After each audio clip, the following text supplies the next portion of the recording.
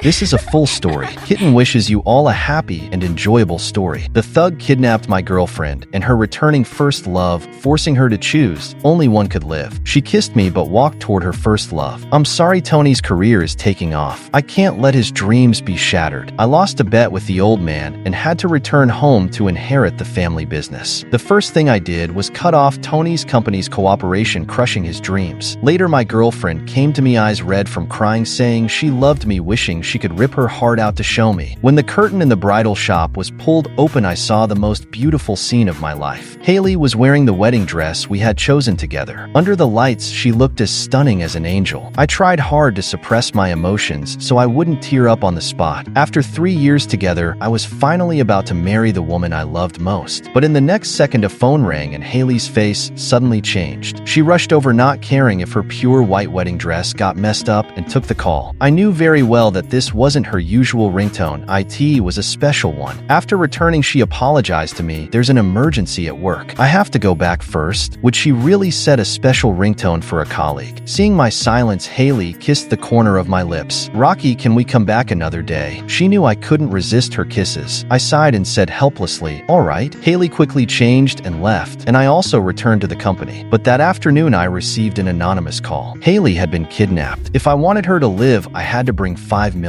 I didn't hesitate at all and called home. Grandfather's voice came from the other end. Have you thought it through? If you do this for her, you can never return to the Hailey family? I answered firmly, I've thought it through. 3 years ago, I made a bet with my grandfather to date Hailey as an ordinary man. Before marriage, I couldn't use any of the family's resources. If I broke the rule, I would no longer be part of their family. Compared to money and power, Hailey mattered more. I had thought it through. As long as we were together, even an ordinary life would be a kind of happiness. Not long after the family's bodyguards arrived with the money, we quickly headed to the seaside warehouse the kidnappers had designated. After taking the money, the kidnappers led me inside to get Hailey, but only allowed me to enter alone. I saw Hailey tied together with a man whose sharp features carried an arrogant air. I froze. It was Hailey's first love, Tony. How were they kidnapped together? I sharply sensed that Hailey's expression was a bit unnatural, but I didn't think much of it. I had always known about Tony's existence, and Hailey had told me she had let go of him after he went abroad. Everyone has a past, right? I loved Hailey and I accepted her past, so long as her present and future belonged to me. And I was right. Over these 3 years, our relationship steadily grew, making us the envy of our friends. The kidnappers gestured with their knives, urging me. Hailey looked at me nervously. Rocky, how did you get caught too? Before I could answer, Tony spoke. Rocky, right, just wait. My family will send the ransom soon. After I get you out, you and Hailey will be even. I frowned slightly. What do you mean? Tony sneered. Is it hard to understand? I'll save you and you'll break up with Hailey. From now on, don't bother her again. I turned to Hailey. She lowered her head, not showing any expression. She trembled slightly that I wasn't sure if it was from fear. Feeling sorry for her, my tone grew colder. There's no need for that. I was about to take Hailey away when the kidnapper suddenly spoke. He looked amused, as if watching a great show. Choose. Only 2 of you can leave. One must die here. He wasn't speaking to me. He was speaking to Hailey. Then I was suddenly tied up and pushed beside Tony. Hailey turned pale as she looked at me, tears welling in her eyes. I didn't think twice. With our love, there was no other choice. As expected, Hailey walked up to me and kissed me. It was the kiss I could never resist, making my heart melt. No matter what she chose me, I would never regret giving everything for her. Then I froze. I saw Hailey struggle before giving me an apologetic look. The next second, she walked toward Tony. They stood side by side. I'm sorry Tony's career is taking off. I can't let his dreams be shattered. Only then did I realize she wasn't looking at me with sadness. Tony and I were standing in the same direction. She had been looking at him all along. In life or death situations, choices reveal the truth. As I stared at Hailey, bitterness surged in my heart. Everything became clear. That special ringtone must have been set for Tony. That's why she reacted so strongly when it rang. Self-preservation is human nature. I understood Hailey's thoughts. Tony, with his overseas background and promising future, was more valuable than an ordinary man like me. My blood boiled, threatening to break my rationality. The love I thought was unbreakable turned out to be my own foolish fantasy. Even if it means sacrificing my life for his dreams. I fixed my gaze on Hailey, hoping to see a trace of hesitation, but she averted her eyes unnaturally. I knew her too well. That was silent admission. Still, I refused to give up. I still couldn't believe it. What if I say I can give you a better future than he can? Tony sneered, full of disdain. Not in this lifetime. Try 10 reincarnations and maybe you'll stand a chance. chance. Hailey sighed, her eyes red. Rocky, don't be like this. Actually, I didn't choose him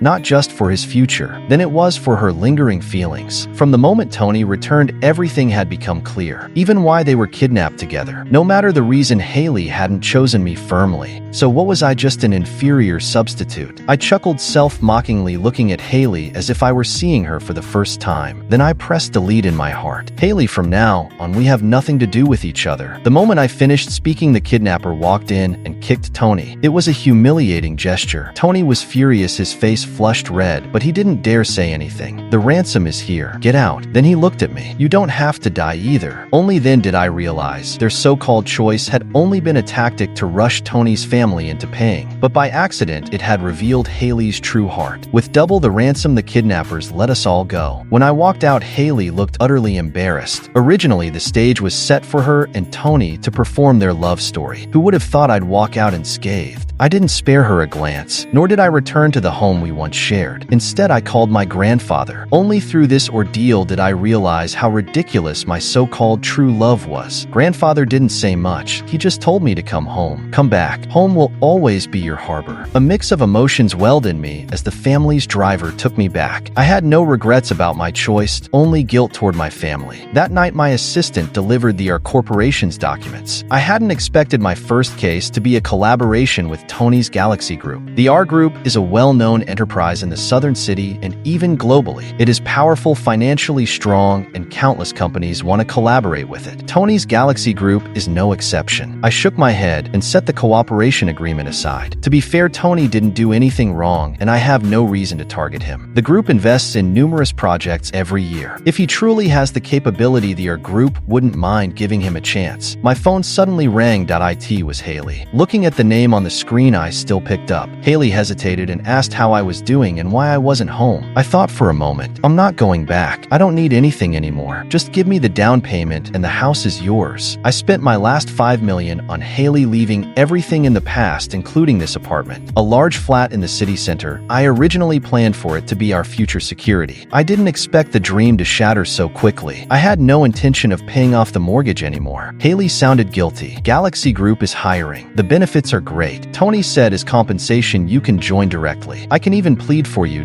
Maybe you could be a manager. I had always told Hailey that I was a programmer with a demanding job. In reality, I had been training in a subsidiary of the R Group. Although my family tolerated my rebelliousness, they wouldn't allow me to waste my time. Our 3 years of love weren't fake. Hailey did like me, but perhaps she liked Tony even more. It made sense. Between an unpromising programmer and a returning entrepreneur, she made a realistic decision. But Tony, he would let a stranger become a manager just to return a favor. I frowned. I might need to reassess this cooperation agreement. No need, thanks. Hailey sounded downcast with a hint of disappointment. Are you still blaming me, Rocky? You should be more mature. Even if we can't be together, you should think about your future. Don't give up such a good opportunity out of spite. You'll meet other girls in the future, and this will improve your competitiveness. I was taken aback, then chuckled. Was she really thinking about my future, or was she just trying to ease her guilt and maintain her kind image? The Hailey I thought I knew now felt like a stranger. That's it. I hung up and called my assistant. Have the risk department reevaluate the cooperation with Galaxy Group. I had a good night's sleep and went to the office the next morning. Since my tailored suit wasn't ready yet, I wore my regular clothes. Clothes are meant to serve people. I didn't care about these things, but clearly someone did. At our group's tech division, I ran into Tony, who frowned at me. He looked me up and down. Hailey said you rejected my offer. I thought you were just ungrateful, but it turns out you found something better. Came to our group for a job, huh? I shook my head. Tony clearly favored personal connections, and his judgment and attitude weren't great. I'm not here for a job. Just as I said that, the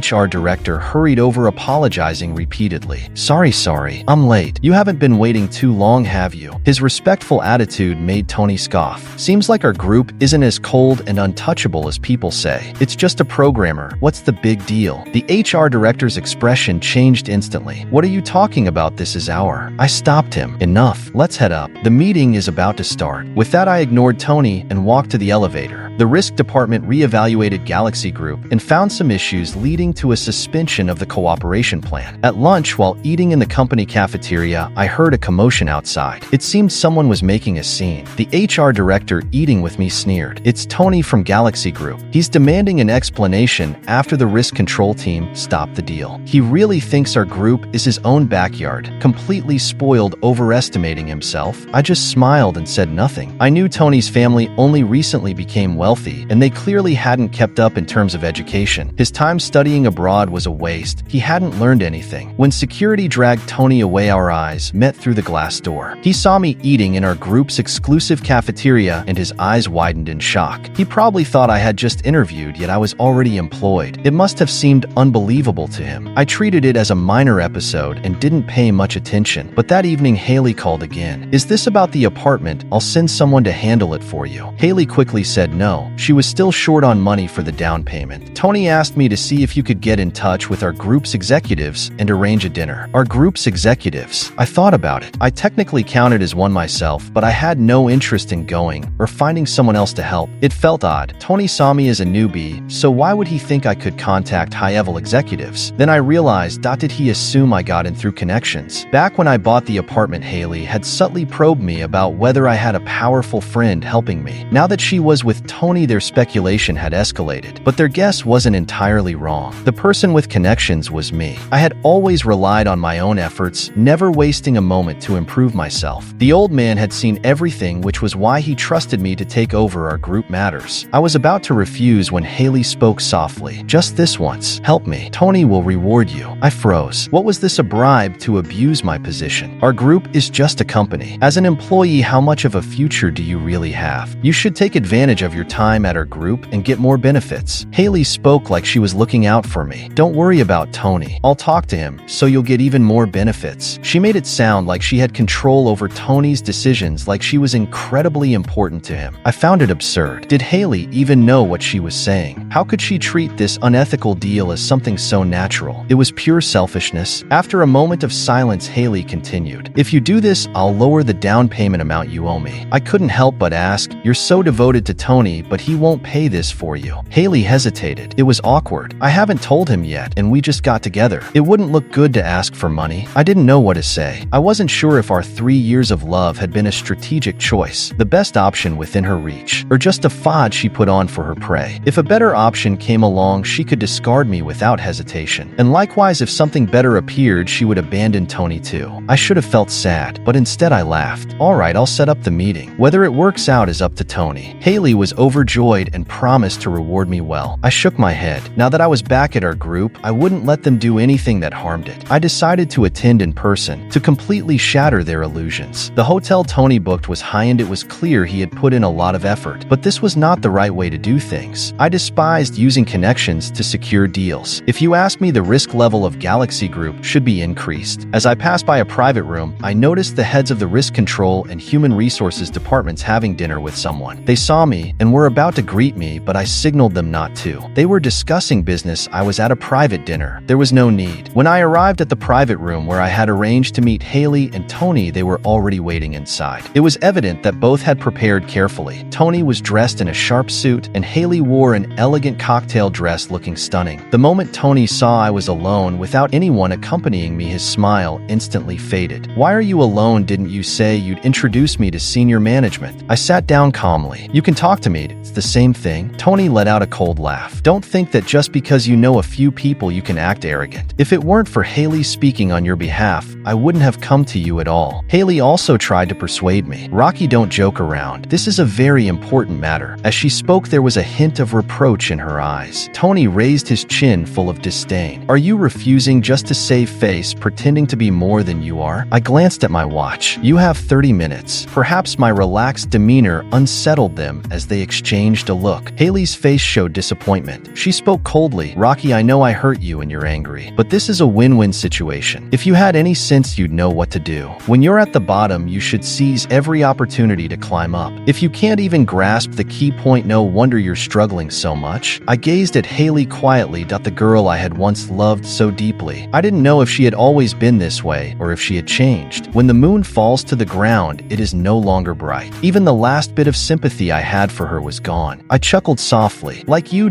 seizing every opportunity to climb up. Hailey's expression turned ice cold, her face looking awful. What do you mean by that? I stood up. I agreed to help and I did. There's nothing more to say. I'm leaving. Tony couldn't hide the mockery in his eyes. Do you think just because your name is Rocky our group will listen to you? The moment he finished speaking, a series of respectful voices sounded from outside the door. Young President Rocky, we came over unannounced. I hope we're not disturbing you. I turned toward the doorway. Standing there were the heads of the risk control and human resources departments from the private room next door. Tony might not know my identity, but he certainly recognized the head of risk control, the very person who had blacklisted Galaxy Group. Tony's mockery froze instantly while Hailey's face filled with disbelief. Both of them turned to look at me. I smiled. Not at all, I was just about to leave. With that, I ignored the two of them and walked toward the door. Just coming here today was already more than enough courtesy. Hailey was still in shock, but Tony quickly stepped forward to block my way. He forced a smile, but the abrupt shift in expression made his face look particularly stiff and awkward. President Rocky, we haven't finished discussing our matter yet. I looked at him with amusement. I gave you 2 chances, and both times you wasted them talking about other things, didn't you? Seems like your business wasn't that important after all. I returned Hailey's own words to her. Hailey looked anxious, her lips parting as if to say something, but no sound came out. Tony's face turned pale in an instant. He took a deep breath and grabbed a wine glass from the table. It was my mistake that I failed to recognize who you were. I'll drink 3 glasses as an apology to President Rocky. I raised my hand to stop him. With someone like you leading Galaxy Group, I don't think we can work together. This wasn't about personal grievances. IT was purely a business decision. Working with Tony was too risky. He was arrogant, impulsive, overly reliant on connections, and not particularly capable. Our group had plenty of partnership options. There was no need to downgrade. With that, I left the room. The 2 department heads mentioned that S Group, our potential partner, was quite influential and difficult to deal with. They felt their ranks weren't high enough and might need my presence. I headed to their private room and skillfully engaged in business discussions. Before long, the atmosphere was lively, with both hosts and guests enjoying themselves. At some point, I felt a gaze fixed on me. I looked up and saw only a fleeting figure leaving in a hurry, the glimpse of a dress hem. I had just seen that dress earlier on Hailey. I shook my head. We were strangers now. There was no reason to care. S Group's representative was a member of the S family. Suddenly, he said, our family's banquet is in a few days, right, President Rocky? It must be your grandfather preparing it for you. I smiled. Yes, I hope you'll be able to attend. Haha, of course. With my involvement, the negotiations went smoothly. As I was leaving, the head of risk control asked how I wanted to handle Galaxy Group. Just follow company procedures. As for Galaxy Group's future, that was no longer my concern. The driver took me home. Preparations for the upcoming banquet were already underway. I had returned to the family. Grandfather was about to announce the successor, and despite my objections, he insisted on hosting a grand event. I could only go along with it. Hailey called me many times, but I didn't answer. Instead, I blocked her number. I knew what she wanted to say, but I no longer cared. The past had truly become the past. Yet I hadn't expected to see Hailey and Tony at the banquet. I had forgotten that many guests were invited, including Tony's family. I greeted them politely, just as I did with other unfamiliar guests. Perhaps it was my imagination, but Hailey seemed a little hurt. This kind of look reminded me of when we were together, when she would get jealous over small things. I chuckled to myself and went to entertain other guests. My tailored suit had arrived, but even without it, I knew I would be the focus of the banquet. I had been carefully groomed by the family. My lineage, abilities, and demeanor were among the best in elite circles. As I stood on stage, my gaze briefly passed over Tony, whose face was dark with displeasure, and Hailey, who looked at me with infatuation. Did Hailey love the person I truly was, or just the wealth and power that came with me? The answer no longer mattered. I had no nostalgia left in my gaze, but Hailey wouldn't give up. Just as she said, she was someone who would seize every opportunity to climb up. She intercepted me outside the crowd, looking tearful. Rocky, I didn't know your identity. That's why I said all those harsh things, but I only said them for your own good. Why did you hide this from me? Don't you trust me after our 3 years together? I stared at Hailey silently. After 3 years, she still felt so unfamiliar. The Hailey I had loved, the one who was real and vibrant, seemed to exist only in a dream. Now that I had woken up, I had never seen things so clearly. A gust of wind blew a few strands of hair across her face. I stepped forward, and in her delighted gaze, I tucked them behind her ear. Are you done talking? I smiled, then stepped back, putting distance between us. Tony is standing right behind you. Hailey's expression froze. Did he know you came to see me in secret? Leaving those words behind, I turned and walked away. As expected, I soon heard the sound of an argument behind me. On my way back, I encountered a young woman who had twisted her ankle in the garden. She was beautiful, like a delicate doll, but was crying miserably. I couldn't ignore her, so I helped her to her car. Before leaving, she said, "You're a good person." I laughed. Was I just given a good guy card? She then said, "We'll meet again." I didn't take it seriously. After the banquet, I became completely busy. Aside from work, I had to deal with some family matters. When I finally had a chance to take a breather, I ran into Hailey downstairs at the company. Actually, Tony hadn't been idle these past few weeks. He kept trying to build connections with me, attempting to continue the cooperation between our group and Galaxy Group, but my secretary blocked him every time. He didn't use Hailey as an intermediary again, probably because of what happened at the banquet, so I didn't expect Hailey would still come to see me. She looked much more haggard than before, no longer radiant. People passed by around us, and some had already started glancing in our direction. We went to a CAF, and I curiously asked, "You're still coming to see me? Tony doesn't mind?" Hailey's expression stiffened for a moment before she forced a smile. "He knows I came to see you." I could easily imagine how she convinced Tony, using the excuse of facilitating cooperation, just like she once persuaded me to accept Tony's benefits. Hailey carefully glanced at me and said, "I know you won't work with him anymore. That's not why I'm here. I came to thank you." A lawyer came to me about the house transfer, saying the loan had been paid off. I interrupted her. "Did you misunderstand something?" Hailey looked at me confused. "You took too long to give me the down payment, so I sold the house. But since a house with a mortgage is hard to sell, I paid off the loan and transferred it directly to someone else." I patiently explained, "Didn't the lawyer clarify the transfer isn't to you? It's to someone else?" Hailey looked dazed for a moment, then suddenly became furious, her eyes red. "Rocky, don't be so cruel. You have so much money. Can't you just take care of me a little? We were together for 3 years. 3 years of feelings, and you're saying they mean nothing?" I looked at Hailey in surprise, unable to understand how she could say such things so matter-of-factly. I said indifferently, "It's precisely because I took care of you that I had a lawyer talk to you. And have you forgotten you were the one who abandoned me to the kidnappers? You probably don't know this, but before I even stepped into that warehouse, I had already paid the $5 million ransom for you. You could have just left with me." Hailey stared at me in shock, her eyes filled with disbelief. "But what did you do? You chose to give up on me.